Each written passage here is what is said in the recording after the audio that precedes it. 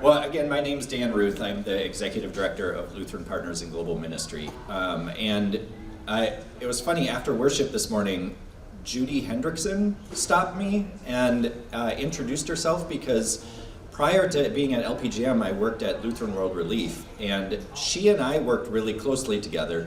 I was the very first social media manager for LWR, and she and I worked together to form a Facebook group for quilters and kit makers at LWR, more than 10 years ago, and she pulled it up on her phone, and it has like thousands of members now who are like actively posting and sharing ideas on how to make quilts better, and just like, it's really cool. And the fact that she remembered me, I totally remembered her too, which was small world. Like I said in the sermon this morning, Lutheran Partners in Global Ministry is a nonprofit organization. It's not under the banner of the ELCA, but I am ordained in the ELCA. We're an independent Lutheran organization, and my call through the Minneapolis Area Synod is to do this work on behalf of LPGM. So we have very close connections with the ELCA, but are independent themselves. And I just want to start by showing a quick video that gives sort of a little bit of the history and background of LPGM. And then I'll dive a little bit more into what some of our programs look like, opportunities for folks to get involved, including transformational travel. And I'll just start with this video.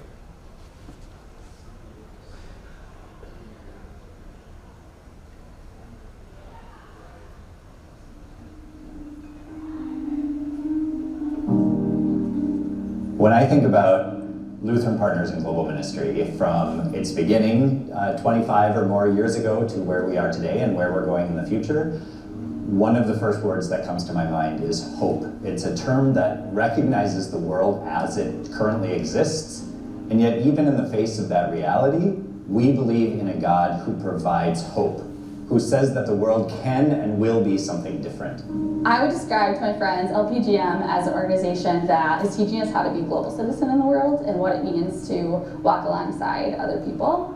I think of the young women. In too many cultures, women have it way too hard, and LPGM is looking after those women in need. That little extra boost and that little extra love. It all started, of course, with the death of our only son. We were very concerned about how the church would be finished that he had started. An architect came forward and he offered to go finish the church. This beautiful edifice in Bangui, Central African Republic, was dedicated and named St. Timothy Lutheran. But that was kind of the start of visioning how we might go beyond him. And it came together that we should start an organization. We get together, build relationships with partners all around the world. Lutherans in India, in Tanzania, people of faith in Guatemala, in Central African Republic. We are committed to our ministry and mission of providing education to people at the margins, particularly women and girls. This is one impactful way that we can make a difference as a community together. I've been a pastor at Prairie Lutheran Church for 25 years. Gordon Betty came in, talked a little bit, and it lit a spark under and in the hearts of our congregation. And from there, we just connected and sponsored maybe 100 students throughout our congregation. I see LPGM giving them hope and giving them love and giving them dreams and giving them joy. We are just thrilled that Lutheran Partners is under good leadership, and we hope that it continues to make a difference in the lives of many people. To all of you who are partners and individuals who are sponsors and donors, I first of all want to just say thank you. We are part of God's family doing God's work together. So thank you.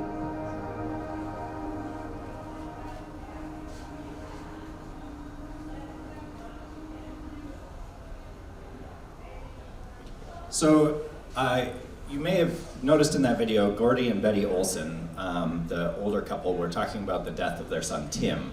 Tim was a recent graduate of St. Olaf College who was heading into an architecture program at actually at Harvard School of Design. and decided before he started his graduate school, he wanted to do something, give back, or just serve in some way. And he ended up volunteering sort of via the ELCA in the Central African Republic. And he was helping to supervise a local congregation who was constructing a new church building in the capital city in Bangui. His girlfriend from St. Olaf at one point, about 3 or 4 months into his time, came to visit him. They went and visited some friends that they had met through the Peace Corps, went to a national park, and on their way home that night, they saw a car off on the side of the road and kind of pulled over, and it was a setup for a robbery, and shots rang out from the bushes, and Tim was killed.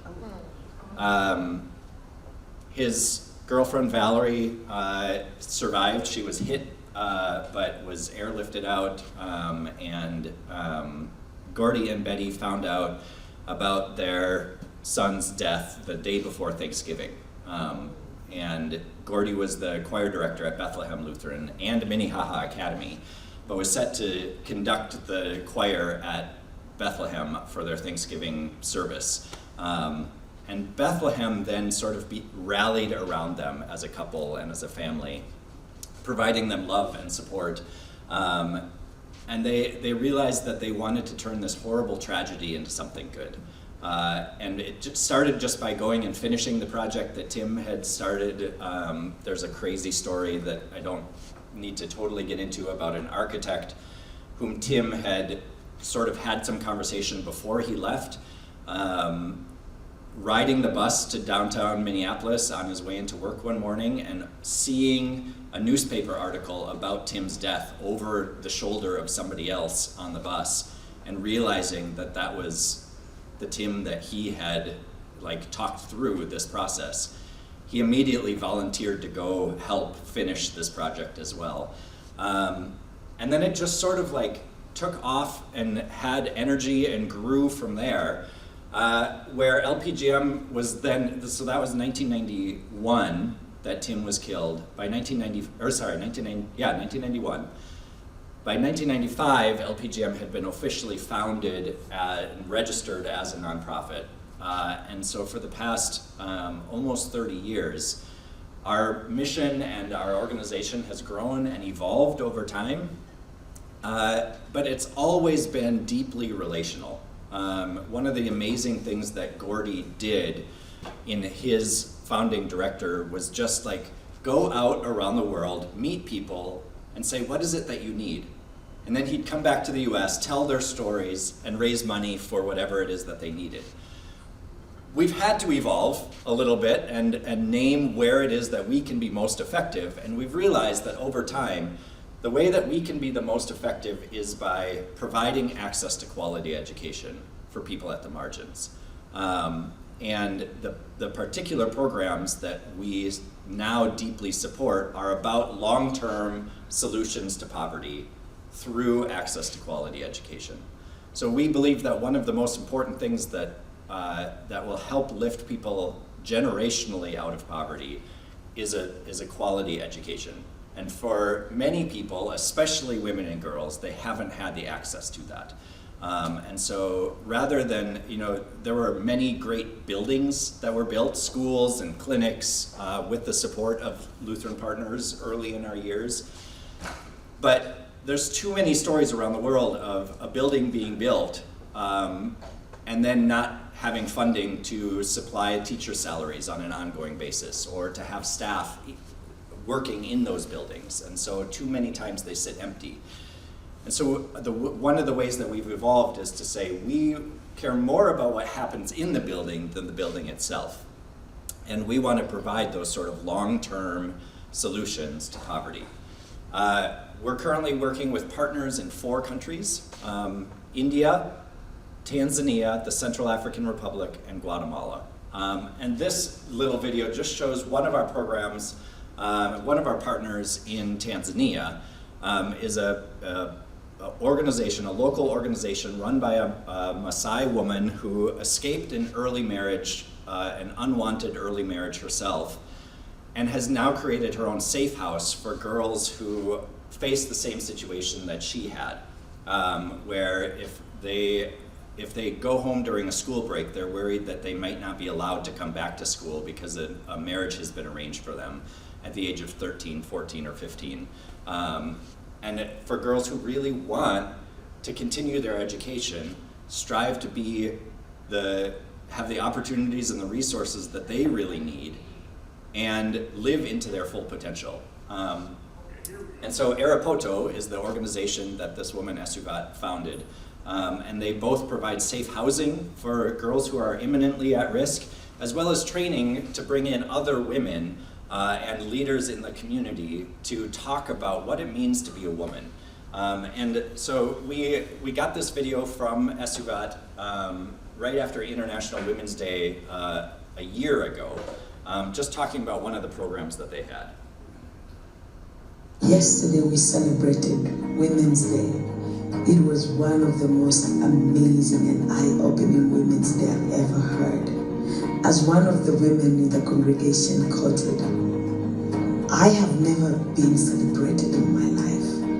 I did not even know that there is a day for celebrating me as a woman. Today, I was reminded of how valuable I am, how beautiful I am, how my hustling and hard work won't go in vain as a mother." Sometimes these words are very rare in my community, a patriarchy community. For the first time, I forgot about the hassles of life and enjoyed the day. The day was filled with mentoring, learning, dancing, having fun, eating, drinking, and it was all good. I am proud to be a woman, but not just a woman, a strong woman. Yesterday. So I love that. I love how Esuvat puts that and talks about the women who came and just said, "I am proud to be a woman." And this is one of the first times I've ever had to celebrate being a woman. Like this is moving without my intending it to. Okay. I'll come a little bit back to Guatemala, or to Tanzania. I want to talk about Guatemala a little bit because this is a program I talked about in my sermon this morning, but a really cool partnership that we have with Community Cloud Forest Conservation. Guatemala, 75% of the population lives below the poverty line, and in fact, within the indigenous populations, the Maya populations, why is this moving? My timings, I guess, somehow got changed. It's even higher than that for indigenous populations, and only 47% of girls are in secondary education. Can I try to fix it? Let's see.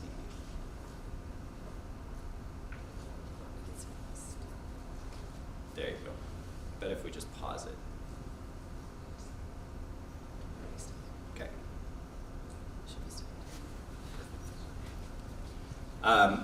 And I shared in the sermon the dropout rate, which actually you see now. It's playing again. That's okay.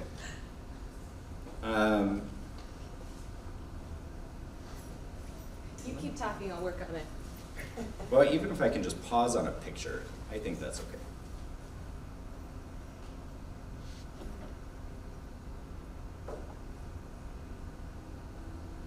Let's do that.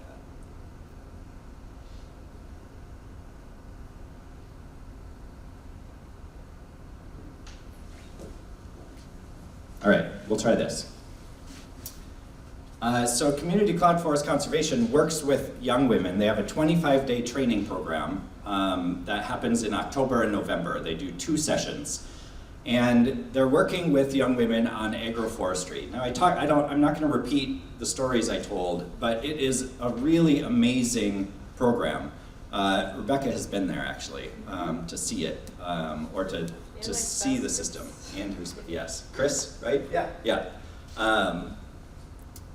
And what Community Cloud Forest Conservation is doing is really allowing girls to stay in school longer by providing them this 25-day program, but then when they set up their agroforestry parcel back in their own village, they're given a scholarship that allows them to stay in school for the following year. So even though secondary school is ostensibly free, there's no tuition, there's still many costs associated with staying in school, which is why that dropout rate is so high for young women.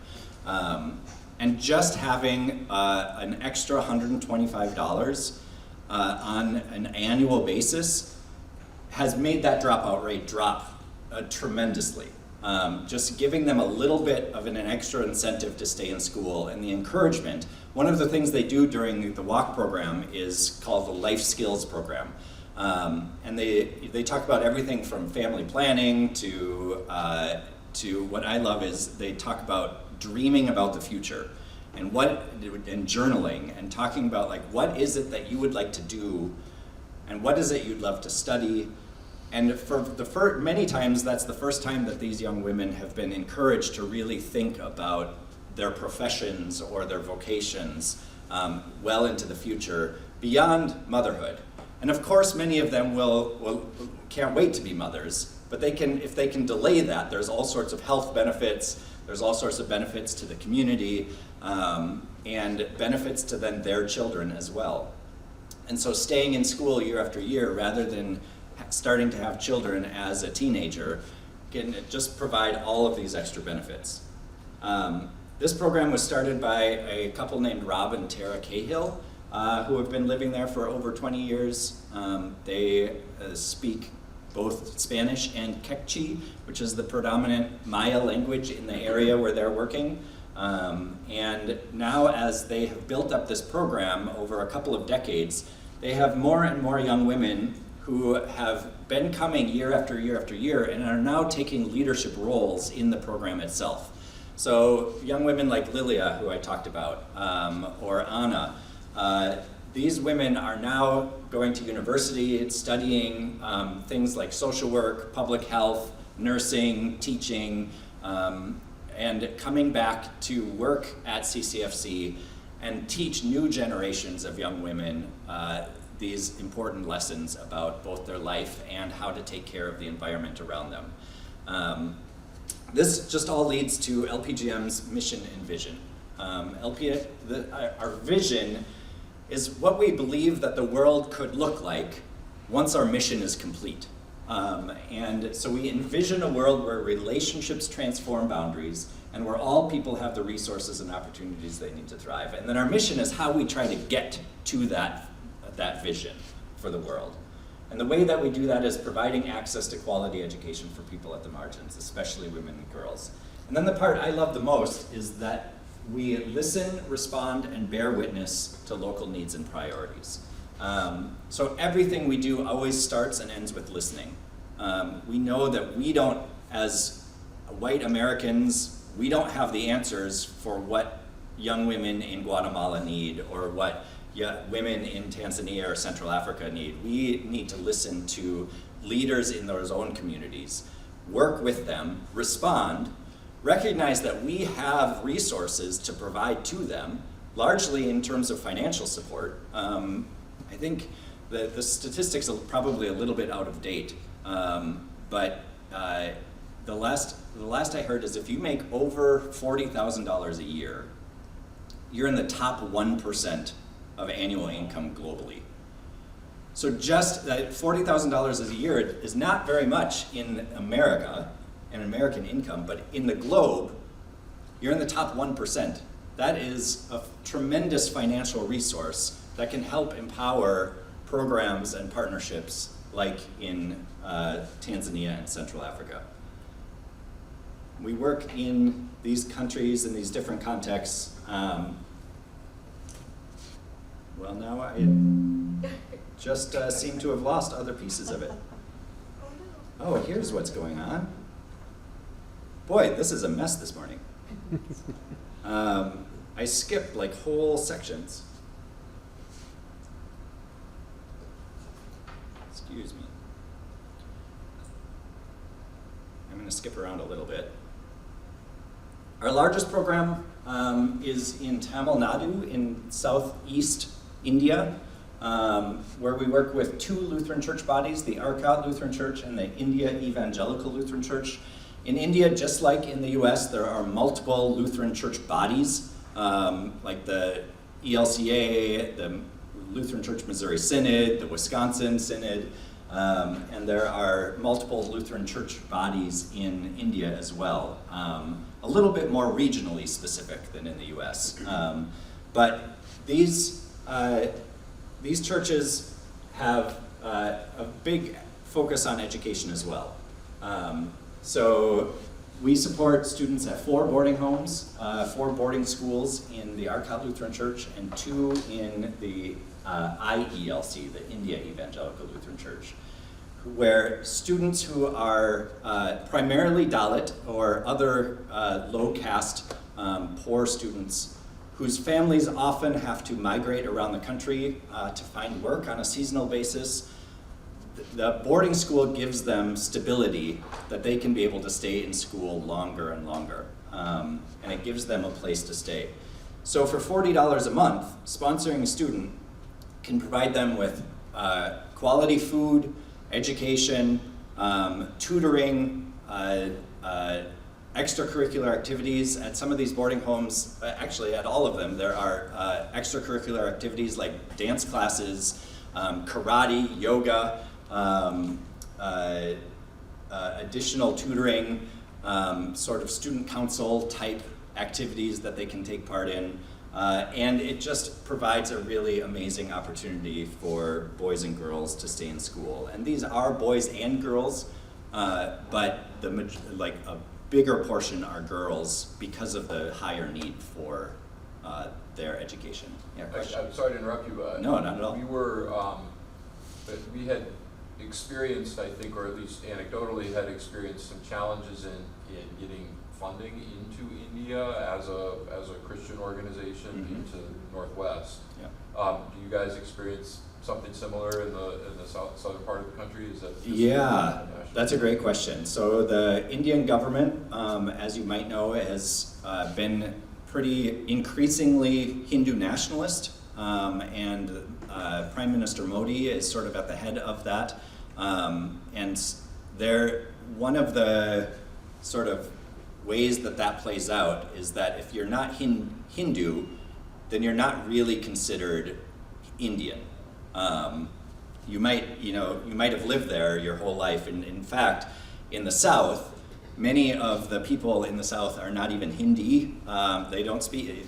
Tamil is the primary language of the people that we are working with.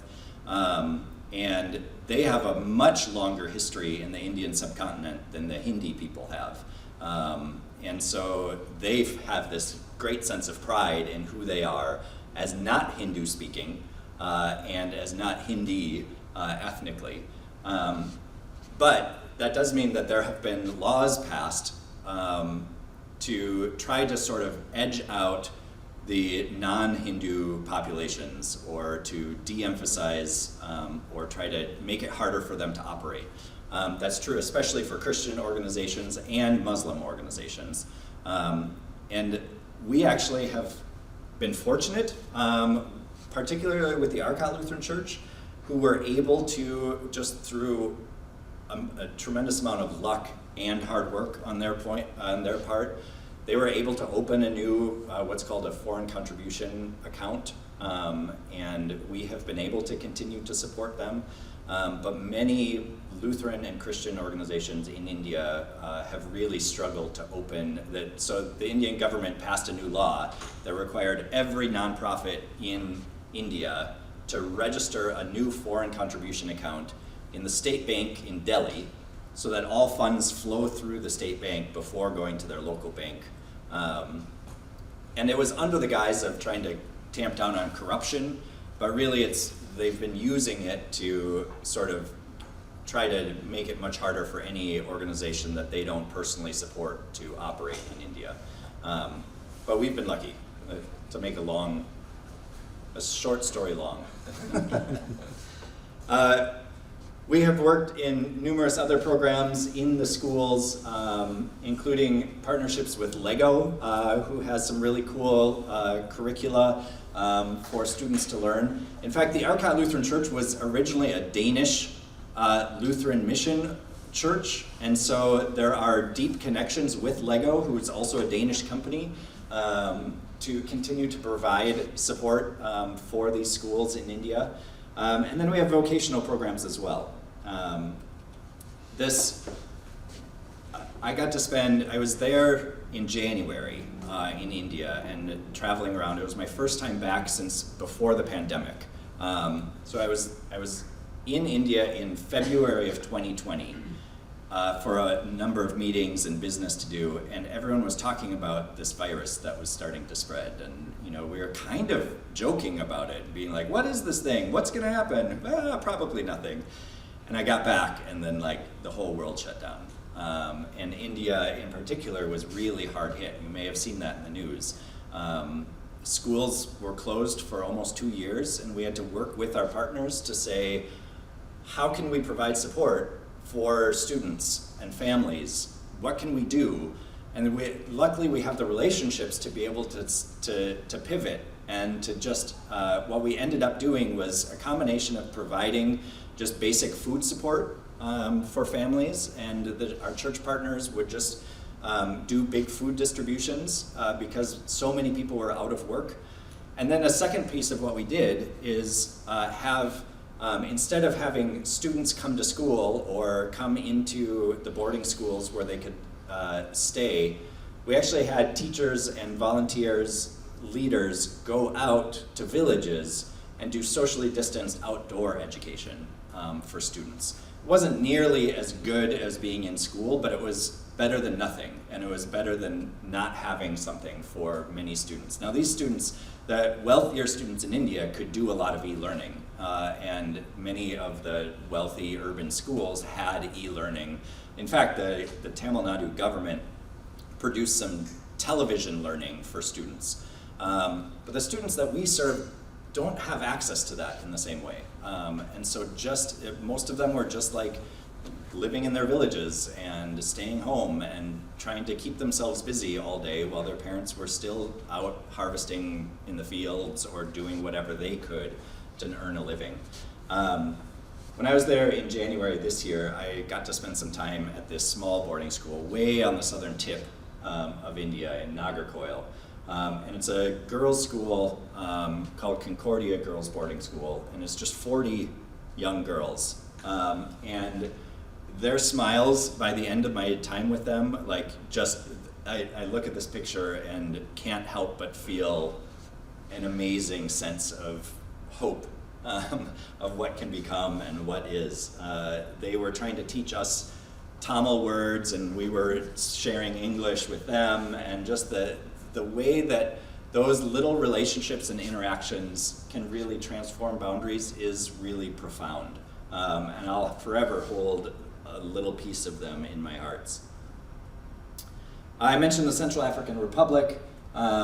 We continue to work with the Lutheran Church there. That is where we began as an organization. We helped to build a health center in a rural area that had very little access to health about 10 years ago.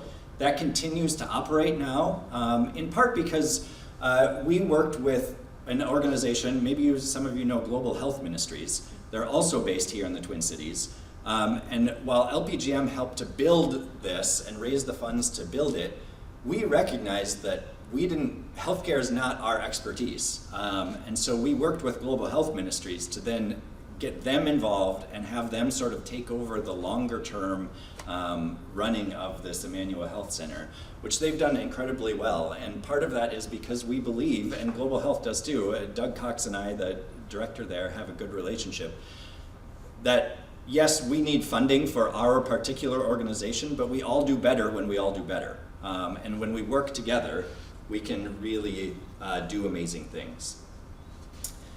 We also supported a village savings and loan program. So this is sort of a microfinance program, but rather than us providing loans to women and men in Central Africa, what our funding did was provide training to these little small associations that would come together.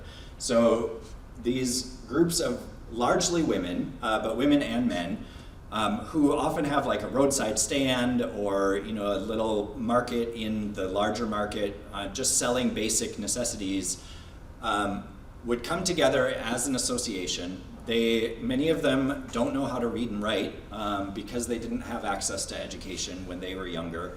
And so we would do a training with them where the officers that were elected by the association themselves would have a lockbox with 3 locks on it, and each of the 3 officers would have an individual key. And so the rule was they couldn't open the lockbox unless everyone was gathered together. And in the lockbox there would be little accounting books for each woman who was part of the association.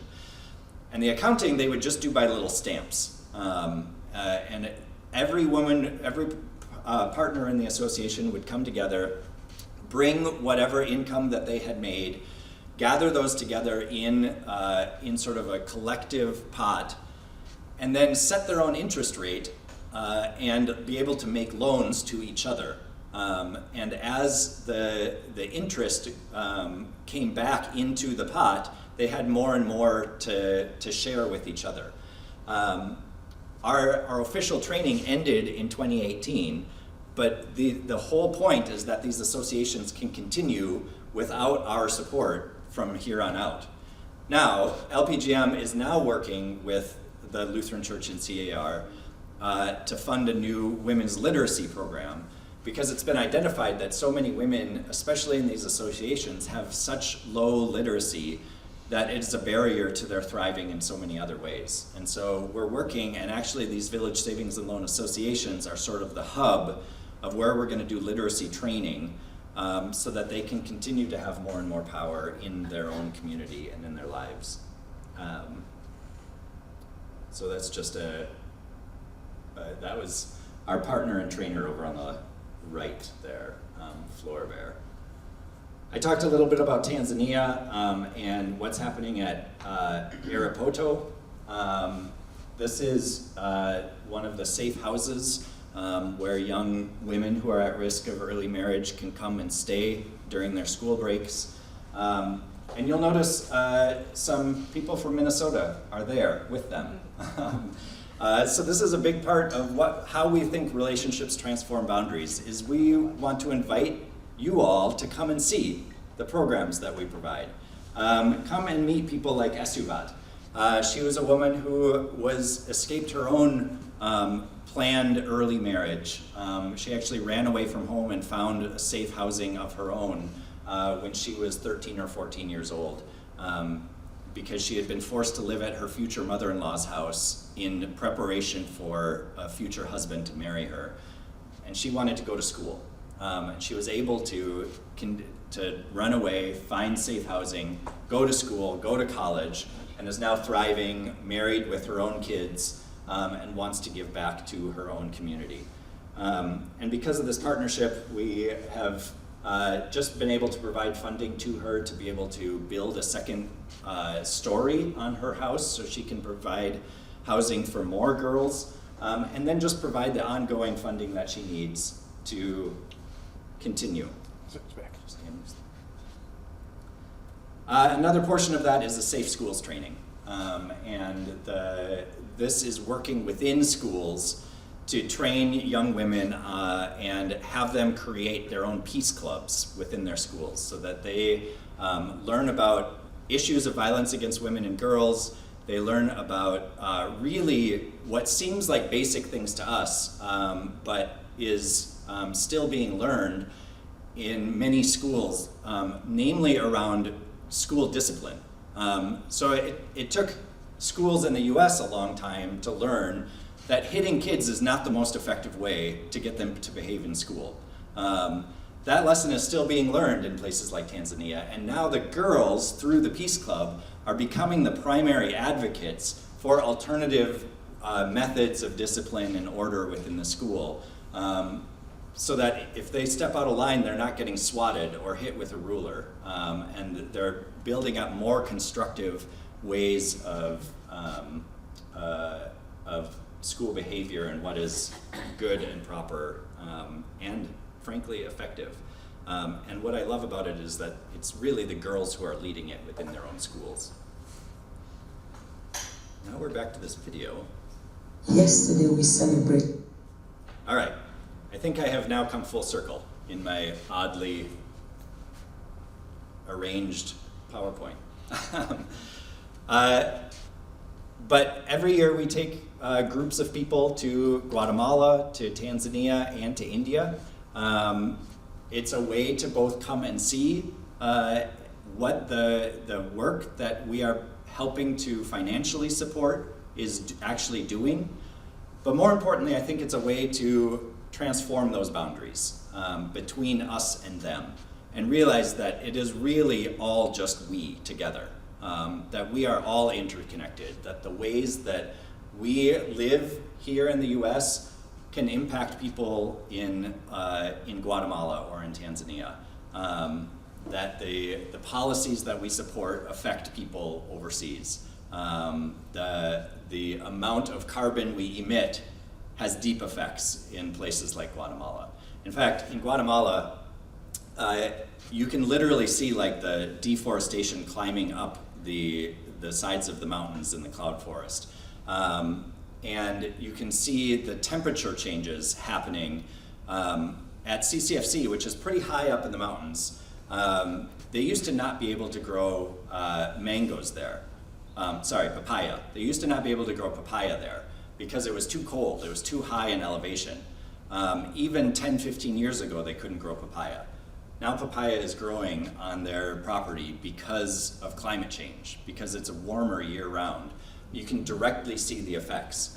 And one of the things that we deeply believe about traveling is that when we transform those relationships, when we see what's happening and learning about what our global neighbors are doing about these issues that their own community face, that's not the end for us. It's not the goal of, we don't just go and see and then pat ourselves on the back and feel really good about doing that when we get back. It's just the beginning of a process of transformation. And so I'll just share, we took a group of young adults from Bethlehem Lutheran in Minneapolis a couple of years ago to Guatemala. And they saw all of the programs, they participated, and then when they got back, rather than, again, celebrating and feeling good, they got to work in their own congregation. And they decided that they were going to both advocate for climate change. They set up a community garden on the grounds of Bethlehem. They set up a little, those little free libraries that are in neighborhoods. They set up actually like a little free food pantry outside of Bethlehem to help people who had food insecurity in South Minneapolis. And they're continuing to work in their community inspired by what they saw in Guatemala. Because it really, it gets us out of what we're used to. It helps us to see the interesting things that people are creatively doing to solve the world's problems, inspired by their own faith and their own belief in what can be and who God calls us to be. And then they get to work. And I would love to have conversation here at Normandale about what that might look like here as well. And then be able to provide funding to these amazing people and programs as well. So thank you for your time, and I would love to take any questions or comments about anything you've heard. Yeah. How many folks go abroad with you every year on those programs? And what are the congregations throughout the state, or? Yeah. We're actually slowly ramping back up after COVID because obviously we didn't travel then. But we will typically take a group of anywhere between 12 to 20 people. I'll just use Guatemala as an example. And we're a small enough organization that we can just work with whatever group is interested to figure out the best timing for that group. And we can also combine groups together as well. You know, if there were a couple people who were interested, but you couldn't get a full group together, we have people actually all over the country who are interested in traveling and being part of a group and working together. So I'm going to be going this June with a group of 20 people, and they're from Northfield, Chevy Chase, Maryland, Chicago, and Phoenix, all sort of coming together. None of them know each other before, well, a few of them know each other, but it's largely just people who are interested in traveling coming together, and we'll meet at the airport in Houston and then go down to Guatemala City together. In Tanzania, we have a little bit smaller group going in September that I think is 8 people total. But it really, like, we're big enough that we have structures in place, but small enough that we can be really flexible as well.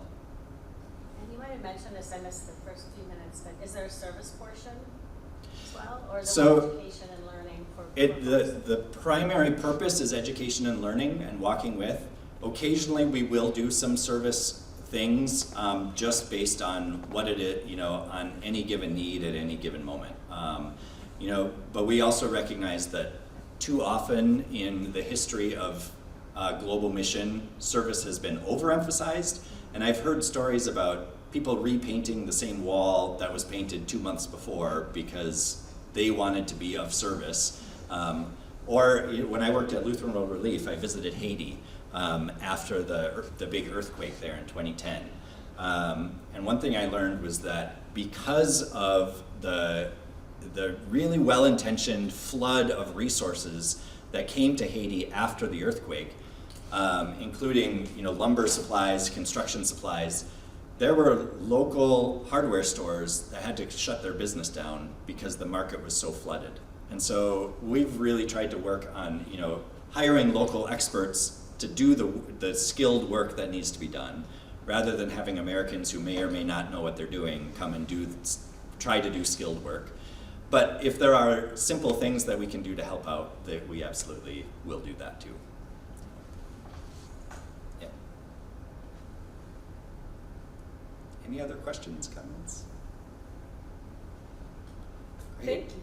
Well, thank you for your Could we time. thank Dan with our share of